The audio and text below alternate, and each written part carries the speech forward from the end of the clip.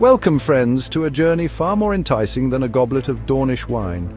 We're diving deep into the world of HBO's House of the Dragon, but not through the flickering light of your screens, no. We're going beyond the wall, the fourth wall, that is.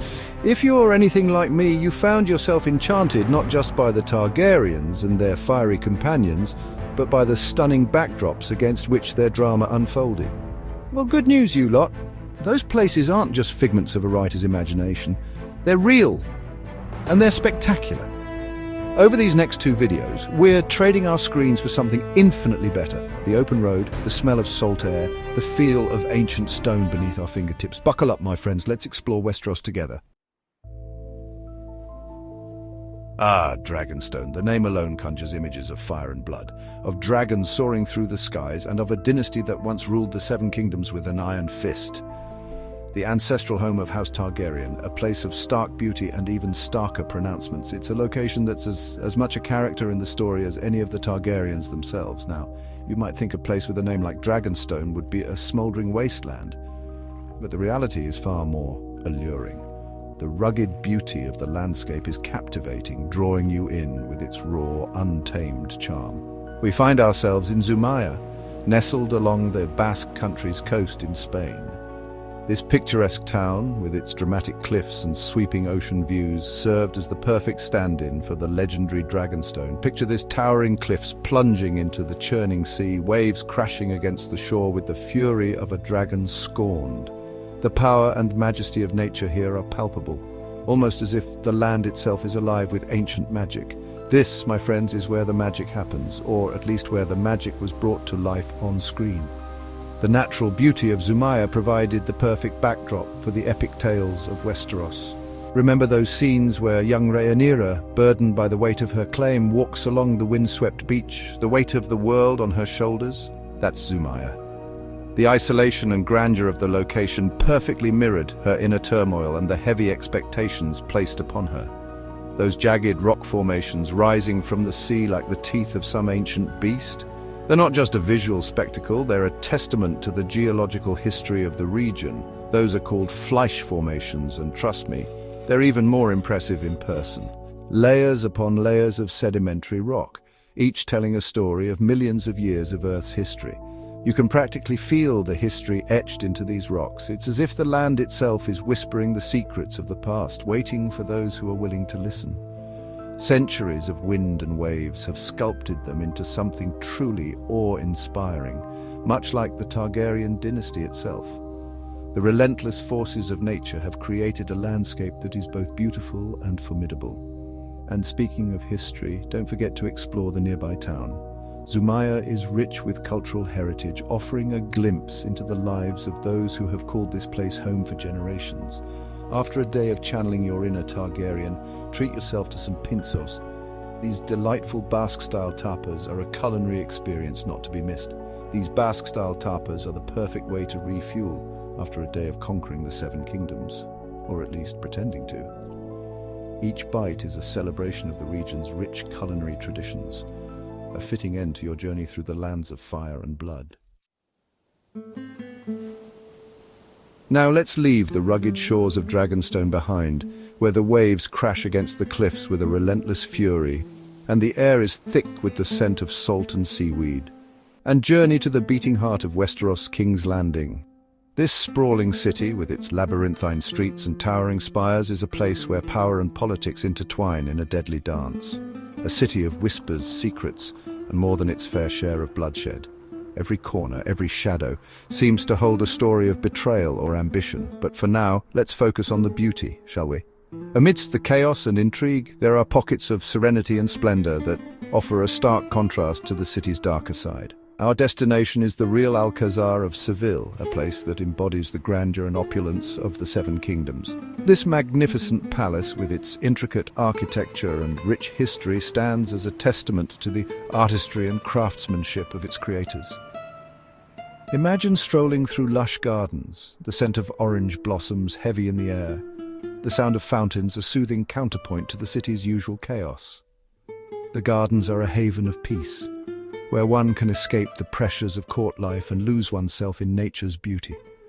This, my friends, is where the showrunners captured the essence of the Red Keep's gardens. The lush greenery, the vibrant flowers, and the tranquil fountains all come together to create a setting that is both enchanting and evocative. Those clandestine meetings between Alicent and Rhaenyra, their words dripping with veiled threats and unspoken resentments, they were brought to life in this very place, where the beauty of the surroundings belies the tension of the conversations. They weren't filmed in some studio backlot, no sir. The authenticity of the location adds a layer of depth and realism to the scenes, making the drama all the more compelling. This is where those tense exchanges played out, amidst the beauty and tranquility of one of Spain's most stunning architectural marvels. The juxtaposition of serene gardens and intense drama creates a powerful visual and emotional impact. The real Alcázar is a UNESCO World Heritage Site, and for good reason. Its historical significance and architectural splendor make it a must-visit destination for anyone interested in the rich tapestry of human history. It's a tapestry of history woven from centuries of Moorish and Christian influence. The intricate tilework, the grand halls, and the serene courtyards all tell a story of cultural fusion and artistic achievement. Walk those same sun-drenched paths, admire the intricate tilework, and let your imagination run wild. Picture the historical figures who once roamed these halls, and the events that shaped their lives. Just try not to lose your head to palace intrigue while you're at it. The walls of the real Alcázar have witnessed countless plots and schemes, and the echoes of those machinations can still be felt today. Oh, and a word to the wise, book your tickets in advance. The allure of the real Alcázar draws visitors from all over the world, and the last thing you want is to be stuck in a queue longer than the Targaryen line of succession. So plan ahead and immerse yourself in the splendor and history of this remarkable site. The real Alcázar of Seville is not just a filming location, it's a journey through time. A place where the past and present coexist in a harmonious blend of beauty and intrigue. Chapter 3: Driftmark Castle of Monsanto, Portugal. From the bustling heart of King's Landing, we set sail for Driftmark, the ancestral home of House Velaryon. This journey takes us across the narrow sea where the waves crash against the hull of our ship and the salty breeze fills our lungs. The anticipation builds as we approach the rugged coastlines that define this storied land. A land of rugged coastlines, fierce seafarers, and, if the rumors are to be believed, even fiercer dragons. The people of Driftmark are known for their resilience and their deep connection to the sea. Their ships are legendary and their navigational skills unmatched. It's a place where every stone and every wave tells a story of adventure and survival. Now, to truly capture the essence of Driftmark, the showrunners took us to a place that's as close to magical as you can get without actually encountering a dragon, the castle of Monsanto in Portugal. This ancient fortress, perched high on a hilltop, offers a glimpse into a world where history and fantasy intertwine. Perched atop a hilltop overlooking a landscape that seems to stretch on forever, Monsanto is a sight to behold. The panoramic views from the castle are nothing short of spectacular, with rolling hills and distant horizons that seem to go on endlessly. It's a place that invites you to pause and take in the beauty of the natural world. Known as the most Portuguese village, it's a place where time seems to stand still. The village of Monsanto is a living museum, where the past is preserved in every stone and every street. Walking through its quiet lanes, you can almost hear the echoes of centuries gone by. Cobblestone streets wind their way through ancient houses, their walls seemingly growing out of the granite boulders that surround them. These houses, built into the very rock of the hill, are a testament to the ingenuity and resilience of the people who have lived here for generations.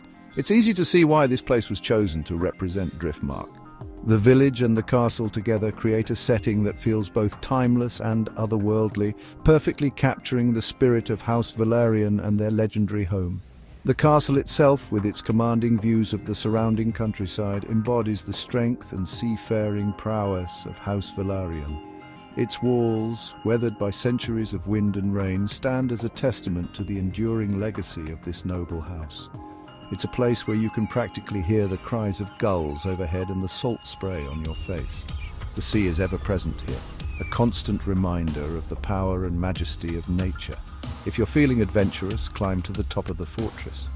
The steep stone steps may be a challenge, but the reward is well worth the effort. As you ascend, you can feel the history beneath your feet, each step taking you higher into the past. The view from up there is nothing short of breathtaking, rivaling even the most stunning CGI vistas from the show. From this vantage point, you can see the entire landscape spread out before you, a patchwork of fields, forests, and distant mountains. Just be warned, the climb is not for the faint of heart. The narrow, rocky pathways can be treacherous, and the steep inclines require a good deal of stamina. But for those who make it to the top, the experience is unforgettable. Those cobblestone streets might be charming, but they're not exactly kind to your ankles. The uneven surfaces can be tricky to navigate, so take your time and watch your step. Wear comfortable shoes, my friends. A good pair of walking shoes can make all the difference, allowing you to explore this enchanting place without discomfort. So lace up, take a deep breath, and set out on your own adventure in the magical world of Monsanto. And so, we come to the end of our journey, for now at least. But fear not, our adventure through Westeros is far from over. We've only just scratched the surface of this vast and magical land. In our next installment, we'll be venturing into the Stormlands, a place of wild beauty and even wilder storms. We'll also be paying a visit to Harrenhal, a place steeped in tragedy and whispered curses. Trust me, you won't want to miss it. Until then, keep dreaming of dragons, keep exploring, and remember, in the game of travel, everyone wins. Now, if you'll excuse me, I believe there's a goblet of Dornish wine with my name on it. Please like and subscribe to Go Globetrotters Travel YouTube channel, and be sure to view the next part in the House of the Dragon Filming Locations series. Comment if you have been to these locations or what your favorite scenes in the House of the Dragon series was. Also, subscribe to one another's YouTube channels so we can continue to build our Go Globetrotters community.